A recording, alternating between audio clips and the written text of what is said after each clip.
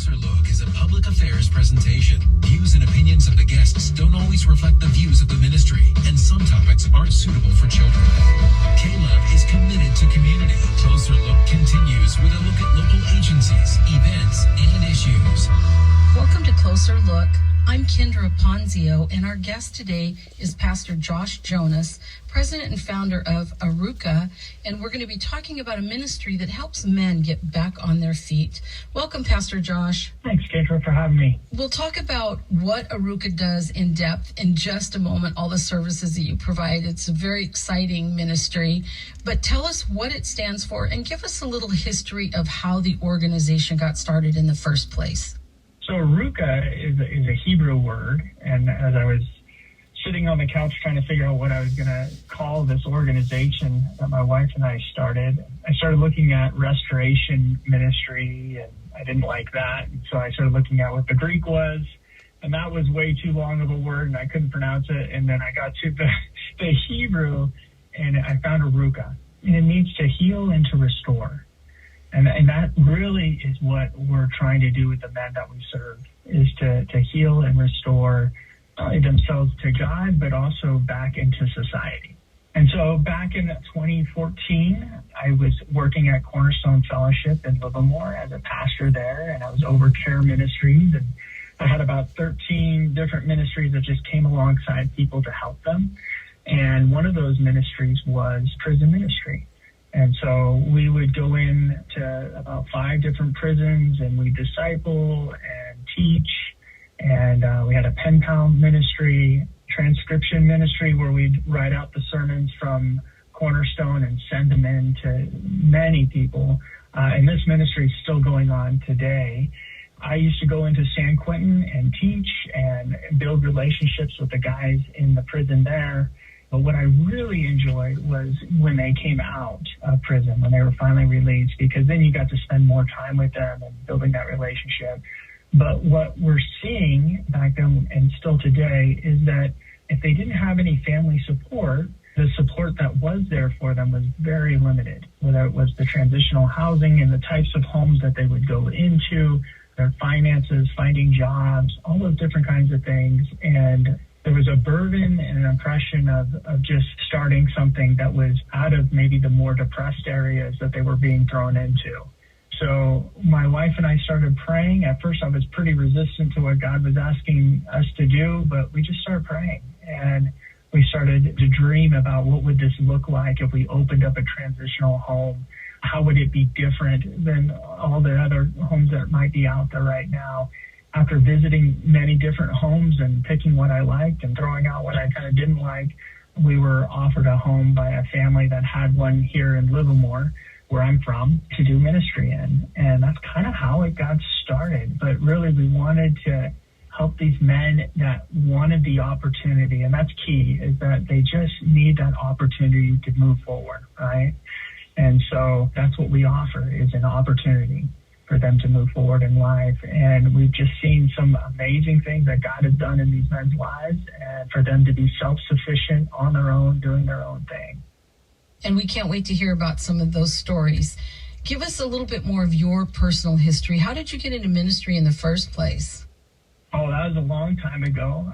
I was raised in the church, but really started finding my home at Cornerstone when my wife and I started going there, and got involved in youth ministry and helping with worship, and then finally felt the call on my life to become a pastor. And so I went through seminary and started pastoring the junior high there, and then helped them start the Brentwood campus. They have multiple campuses at their church. And then from there, I became the director over all the care ministries for Cornerstone, and spent about 17 years pastoring there.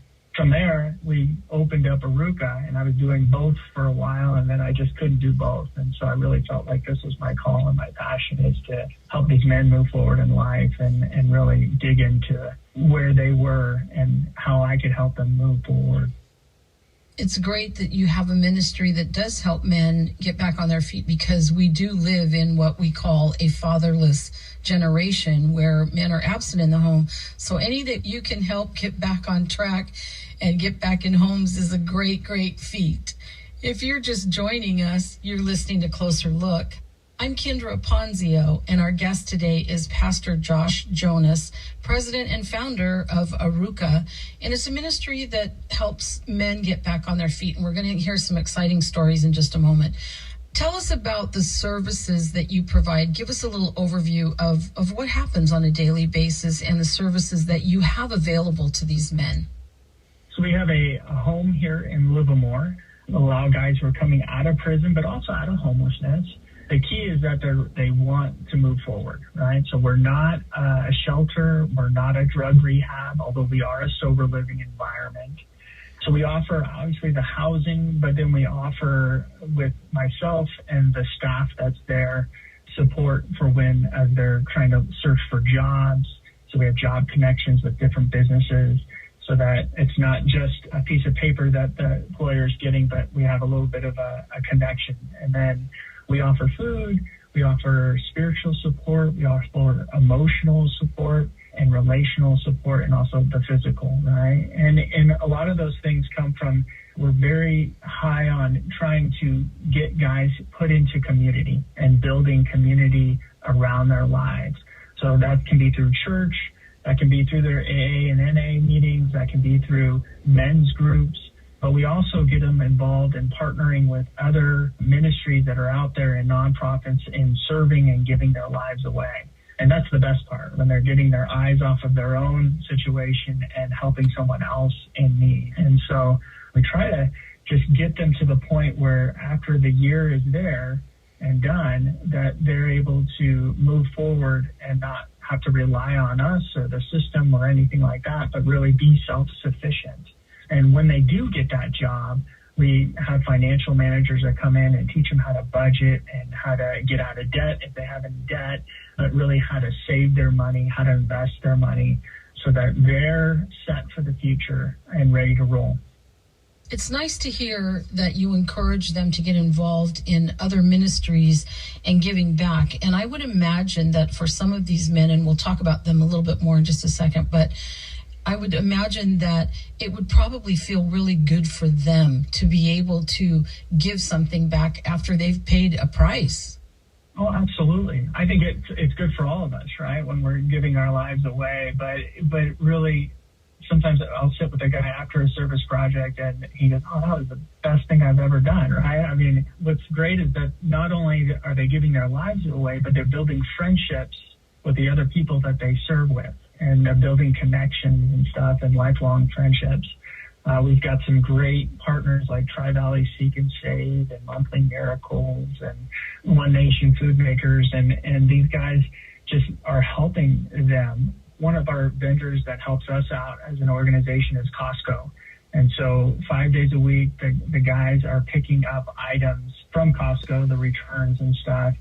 And then that helps provide for the house, but also we give away a ton of things to help the community. And we use these partners as they're already boots on the ground helping people in need. So when we hear that someone needs mattresses because they just got into a place, well, we're able to give them mattresses or diapers or formula. And the guys are a big part of that, of giving stuff away to help people. So it's great to see. Tell us about the guys. Who are they? Yeah, they come from all different walks of life. When we first started, it was really focusing on guys coming out of prison who needed that opportunity. And then we kind of also opened it up to homeless men. But we were really cautious with the homelessness because we didn't want someone just wanting a bed. We wanted someone who wanted to move forward, that wanted to work hard, that wanted a new life. So when a guy comes out of prison, say San Quentin, and they don't have family support or anybody around them that can help them, they are bussed out of San Quentin and they are dropped off in downtown Oakland with $200 to their name right in front of a liquor store, and there's drug dealing going on. And then with that $200, they have to find a place to stay, have to get to their parole, have to get their driver's license, all these different kind of things that they have to do. And so it's really difficult, especially if you've been in for so long. And we deal with a lot of lifers who have been in for over 20 years. Well, think about what 20 years ago was like, right? I mean, the iPhone didn't even come out until 2007. right? So, I mean, just learning the world is different than it was when they went in. Probably a huge culture shock. It is. I mean, a lot of times I will sit for days and hours of just, when they get the phone, how to use it, right? And how to use it correctly, and the great things about the phone and the not so great things that are on the phone. Setting up an email, how to do a text.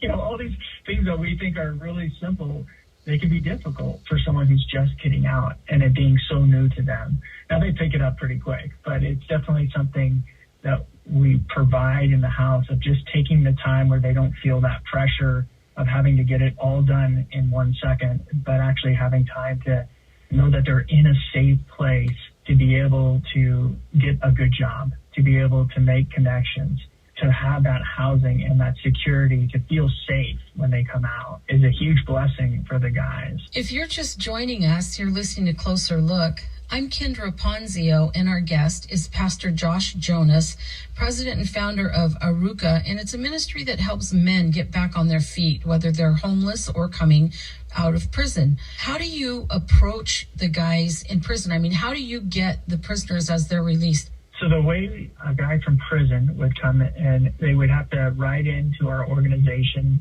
and you can write in, if you're listening to this in prison right now, which I know many of you guys are, our address to write in is 1141 Catalina Drive, number 181, Livermore, California, 94551.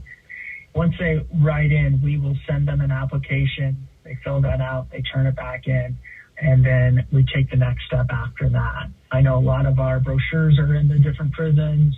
I know we're on the parole list of different housing opportunities. Just know that we're a Christian organization, and we're faith-based. You don't have to be a Christian to come in, but we are faith-based. Everything that we do is based on Jesus and how he lived and his commandments. And the greatest of those commandments is to love God and to love others. And so that's kind of the foundation of our home. And then for someone who's coming out of homelessness, they can call in to our organization. They can go online at arukahweb.org and fill out an online application, or once they call in, we can meet up and I can hand them an application either way. What are some of the challenges that these men face upon being released from prison? I mean, what are some of the things that you're helping them with? I mean, it must be difficult, especially if you've been locked up for a long time. We talked about technology being a main one. What are some of the other challenges that they face? From very basic things of food, shelter, clothing, getting that set, getting a driver's license, getting a social security card, getting signed up for social services so that they have some medical as they come out before they get that job. They need these things before they get the job that will provide the medical. Getting a vehicle. But I think a big part of it, and I kind of talked about it before, was just the community. Building strong community that is a good environment. They're safe. They're not going to be trying to tempt them or lead them into things that were maybe tripping them up before they went to prison. And that was why they went to prison, right? And that's what is happening is a lot of times these guys will parole back into the county where they did their crime. Well, that might be a horrible environment for them to go back into. And so we're trying to pull them out of those environments into really safe and loving environments where they have people who are encouraging them to do well. But they've got to work really hard. It's not just people giving them stuff, because I don't believe in just giving them a bunch of stuff, but I believe in someone working really hard, but having the support around them to be able to be really successful in life.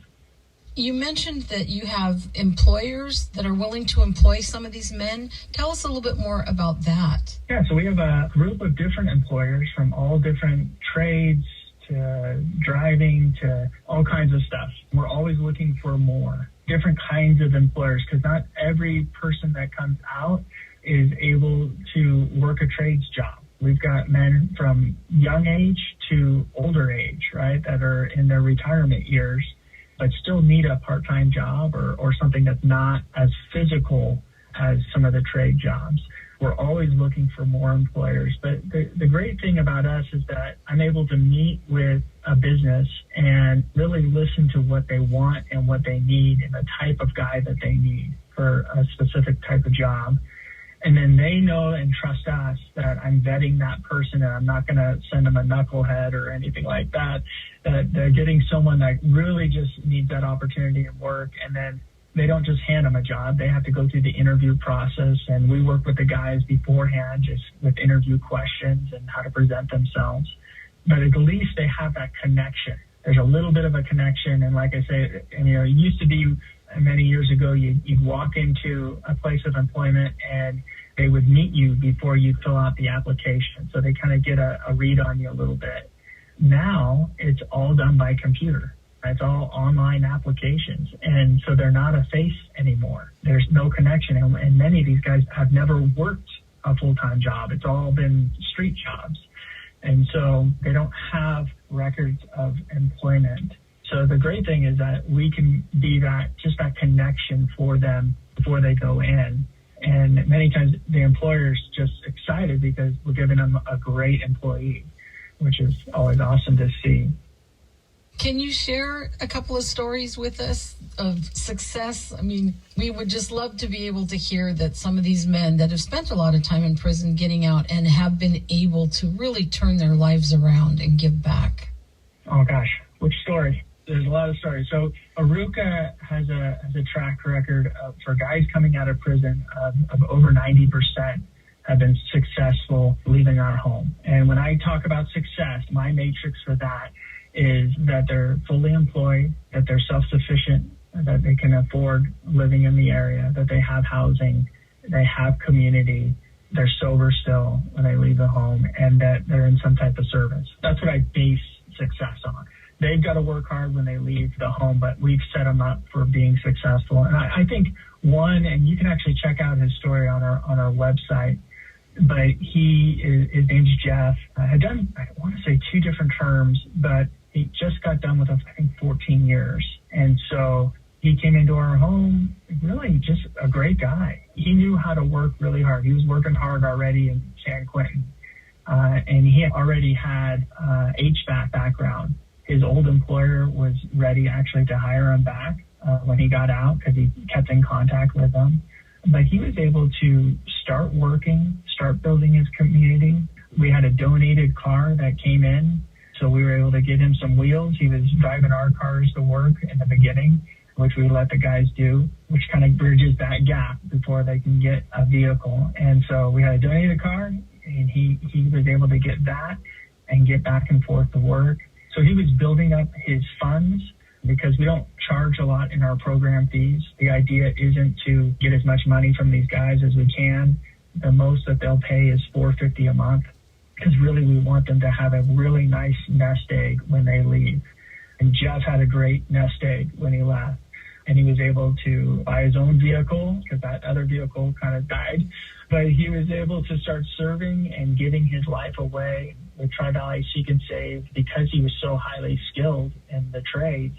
He was able to refurbish a motorhome for a single mom that was homeless. But they were able to get this trailer for her. And he went in and gave up his time and redid that whole mobile home, all the electrical and flooring and stuff like that. And he's still doing that today. He's still giving his time away and his life away. He's got his own place. He's renting out a little 2-bedroom place in Berkeley, and he's doing great. What can we do as a community to help? I think what everyone can do would be definitely pray. I mean, everyone can pray for the men in the house, for our staff, for just God's will with Arukah. If someone wanted to get involved, there's different ways of doing that. And one would be obviously financially giving. And you can do that on our website. We are not government funded. We are funded by generous people who love what we're doing, churches, businesses. It costs to do this. We're in the Bay Area, so it is very expensive to do. But we have seen God just come through the generosity of people and support. So the more that comes in, the more homes we're able to open. Right now we have one house, and we're looking to expand. So that's another way. Maybe you have a rental or a home that you want to do ministry out of. We're looking to expand, and we're looking to open up some more homes. The other thing would be for the guys that are getting out of our home and they're doing great, housing is an issue. They don't have any rental history or very little credit, but they just need that opportunity to be able to rent a room or an apartment. So if you have connections in that area or you'd like to open up your home, we can give you a great guy and they can pay some rent. The other would be mentorship. If you want to walk alongside a guy, we always try to pair up somebody who would just walk and befriend, and you can do Bible studies, but it's more just doing life together and checking in and being an accountability partner with them. So that's another way of doing it. And then donated vehicles. If you have vehicles that you'd like to donate, those really help the guys get on their feet and allow them to be able to get to their jobs. And so if you have a donated vehicle, we're always looking for that. Pastor Josh, is there anything else you'd like to add before we wrap up? Yeah, I think a lot of people have misconceptions about guys who are coming out of prison. And I know that not every guy that comes out is trying to do what's right, but there are many that are, and they're just trying to make it. And that's what I love about Arukah, is that we're giving them that opportunity to settle down and to be able to move forward. I always look at it as my 200-year plan. I know people go, what do you mean 200 years? But really, the idea is that after 200 years, everyone that we've invested in will have passed on. And what is our lasting impact? And I believe that Arukah really is that 200-year plan where there's a ripple effect of men that are not only getting jobs and doing well and making money, but really becoming better fathers, better husbands, better friends, better for the community, and that'll affect things. That affects change in our world. And so I hope is that you'll join us in this partnership of Arukah, and I'm just thankful for the time here. Give us your contact information if anyone wants to talk to you about anything we've spoken about today. What's the best way to go about doing that? And also give us the address again as well for mail-in. My email is josh@arukahweb.org, and Arukah is spelled Arukah. So josh@arukahweb.org is my email. My number is 925-241-5092.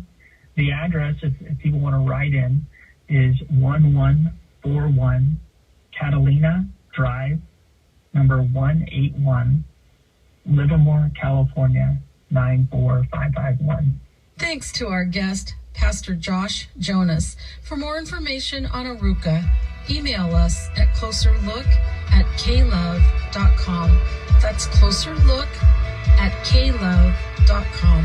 For Closer Look, I'm Kendra Ponzio. This has been KLOVE Closer Look. Find us online at KLOVE.